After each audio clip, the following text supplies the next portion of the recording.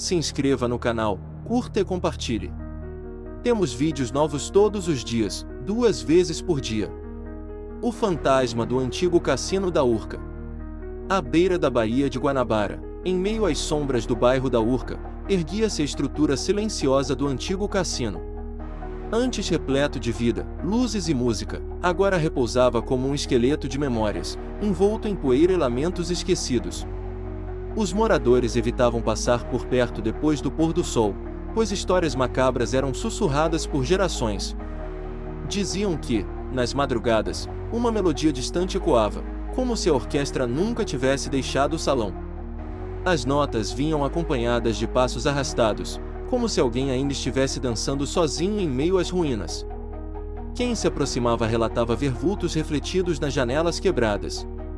Entre essas histórias, a mais temida era a do fantasma de uma cantora que, nos anos 40, teria desaparecido sem deixar rastros. Seu vestido vermelho brilhava sob as luzes do palco, até que, numa noite fatídica, ela nunca mais foi vista. O boato era que seu corpo fora escondido nos porões do cassino. Com o fechamento do lugar após a proibição dos jogos, o mistério cresceu ainda mais. Alguns vigias contratados para zelar pelo espaço nunca duraram muito tempo no trabalho. Alegavam ouvir vozes sussurrando seus nomes e portas se batendo sozinhas no meio da noite. Um jovem chamado Felipe, estudante de história, decidiu investigar de perto. Fascinado por relatos sombrios, ele acreditava que poderia registrar algo inédito. Sua curiosidade, no entanto, logo se tornaria um fardo. Naquela noite, ele levou consigo apenas uma lanterna e um gravador. O vento marítimo soprava frio, e as ondas batiam nas pedras como tambores fúnebres, anunciando o que estava por vir. Assim que entrou, a sensação de opressão o envolveu. Era como se as paredes, impregnadas de décadas de sofrimento, o observassem. O primeiro som registrado não foi sua voz, mas um riso distante, melancólico e arrastado, que ecoava como uma saudação maldita. O salão principal estava coberto por poeira e teias de aranha. Felipe iluminava os antigos lustres quebrados, tentando imaginar o esplendor que o lugar já tivera. Cada reflexo da luz da lanterna criava sombras alongadas que se moviam como se tivessem vida própria. No palco abandonado, um microfone enferrujado ainda resistia ao tempo. Aproximando-se, Felipe sentiu um arrepio gelado subir pela espinha, como se alguém tivesse acabado de soprar em seu ouvido. O gravador emitiu um chiado estranho, seguido de um som abafado, semelhante a uma nota de piano. Decidido a explorar mais, ele encontrou a escada que levava ao porão. O ar ali era pesado, quase irrespirável, e o silêncio absoluto era quebrado apenas pelo gotejar constante de água. Foi nesse instante que ele percebeu, não estava sozinho. As sombras pareciam deslizar pelas paredes, e uma figura feminina começou a se formar diante dele. Vestido vermelho, cabelo ondulado e olhos que refletiam um vazio sem fim. O rosto, porém, não era nítido, como se fosse feito de fumaça.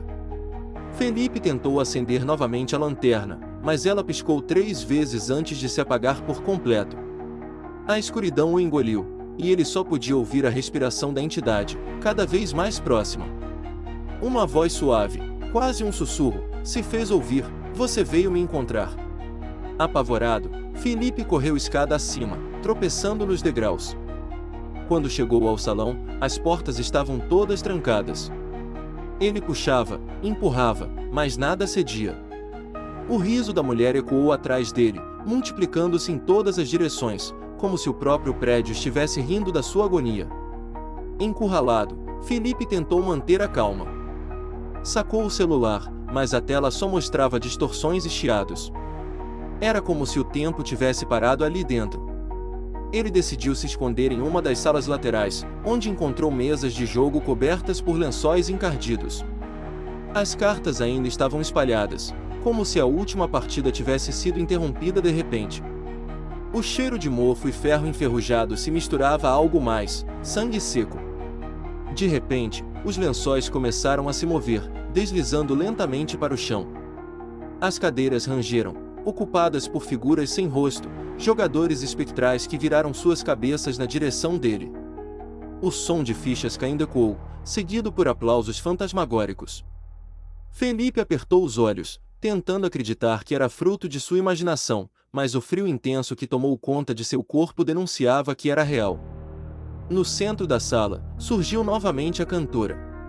Ela caminhou até ele, arrastando os pés, e estendeu a mão esquelética coberta por fragmentos de carne em decomposição. "Dance comigo", disse, sua voz agora grave e arranhada. Felipe recuou, mas as portas se fecharam sozinhas, trancando-o ali. As paredes pulsavam, como se o lugar respirasse. As cartas começaram a voar em direção a ele, cortando sua pele como lâminas. O sangue escorreu por seus braços, e as risadas aumentaram. Antes de desmaiar, Felipe ouviu a frase que nunca mais esqueceria: "Agora você também faz parte da minha plateia." Felipe acordou em um quarto que jamais havia visto. As paredes eram forradas de veludo vermelho, e uma luz dourada iluminava o ambiente. Parecia ter voltado no tempo, para os dias de glória do cassino. Homens e mulheres elegantes dançavam, riam e brindavam, mas nenhum deles parecia realmente vivo. Seus olhos eram fundos, escuros, e suas bocas se moviam em silêncio, sem som algum.